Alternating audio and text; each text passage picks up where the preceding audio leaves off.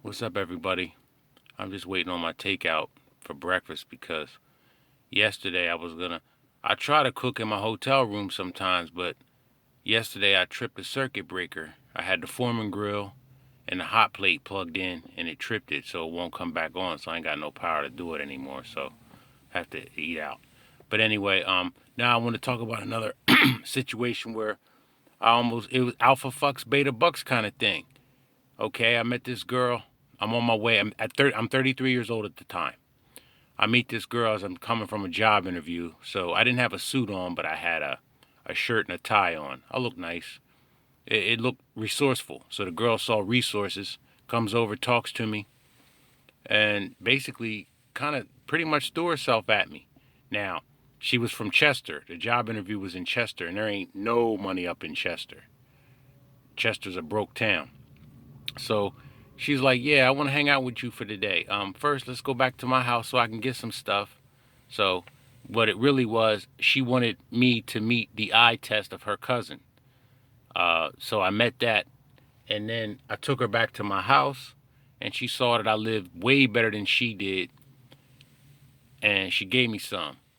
But really, all I had to do was I bought her some takeout before we went back to my house, and then across the street from the takeout place, there was a Rite Aid. So I went there and bought some condoms.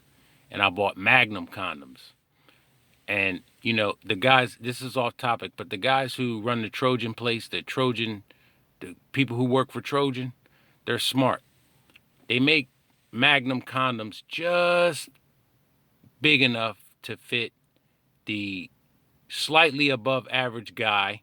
His ego becomes inflated and he buys more condoms. See how smart they are? But that sort of preempted her to think that I might have been working with something. So we're at my house watching TV, and she just is like, "Okay, um, why don't you let me give you some head?" So I'm like, "Yeah, okay, sure." So we do that. That's not what this video is about. So we do that. I enjoyed myself. She enjoyed herself. She went to sleep like right after it. So this is like 2 o'clock in the afternoon. So I think that means you do good when they go to sleep right after you hit it. So anyway, this was, I don't know, a Thursday or something. So that Saturday, I'm sure I called her. What are you doing? She said, "I'm waiting for my cousin, a little boy. Uh, he was DFS had him, and she was gonna hang out with him for the day." And I'm like, "Okay, well, why don't the three of us go do something?" So we went to go see Shrek 3. And before we went to go see Shrek, we went to Rita's Water Ice. And this is when I knew that that little kid Diego, that was her son that had got taken away from DFS and not her fucking cousin. Because you know how when you go to Rita's, they give you water ice. They give you a small cup, but they have water ice overflowing. Like they give you more water ice than cup. And if you're a little kid, you're gonna let that shit's gonna melt all on you. Well, her maternal instincts kicked in because she got a bigger cup to put the smaller water ice in it and got a long spoon for him to eat it. I was just set to let it run and melt on him and yell at him for getting shit on my seat. I don't got maternal instincts. But anyway, so we went to Rita's, then we went and saw Shrek, got popcorn and shit, and we were on each side of them like a little family and shit. And also I kind of knew that she was out there as being a hoe because she didn't want to go to the movies near Chester. She wanted to go out the way because she didn't want to see nobody. So after that, we went to McDonald's. He played on the playground. And then that was the end of it. But before she got in the car, before she got out the car, I was like, "Yo, you want to stop by later? You want to come by later?" She was like, "No, I'm spending all my time with him." So, okay. So that basically is a sentiment to when you're dating a single mother, you're going to be second fiddle. But I like Diego because he was quiet. And if she didn't have so many other things wrong with her, she didn't graduate high school. I could work around that, get you in a GED program, even though at the time I was going for my master's, I was about to finish. So, we're a couple levels, she's a couple levels beneath me as far as academically. And, but she wasn't a stupid chick because the first day we got together, she was with me long enough that I watched Jeopardy at 7 o'clock and, answer the questions. And she was answering some of them. So I'm like, she wasn't stupid. She just dropped out because she didn't have no type of parental guidance. She told me I could get past not having a high school diploma because you can better yourself to make yourself have further your education. But I didn't like the fact that she told me that she had been in a sexual relationship with a woman. I didn't like the fact that she told me she fucked for money. And I didn't like the fact that she told me her mother had AIDS. That's what she told me.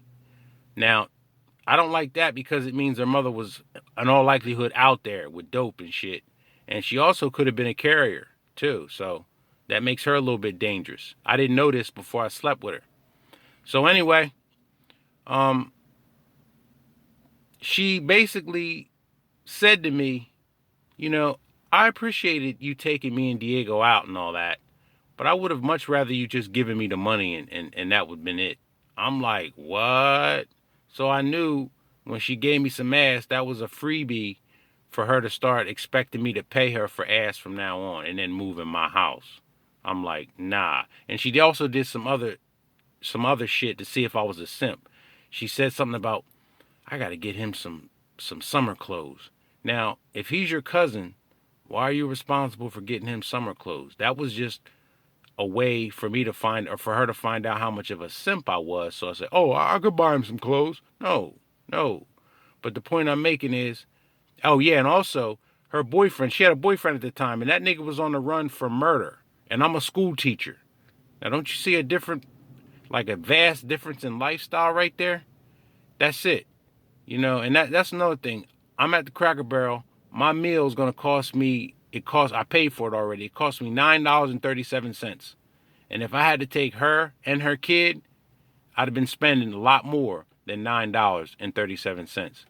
I'll talk to y'all later.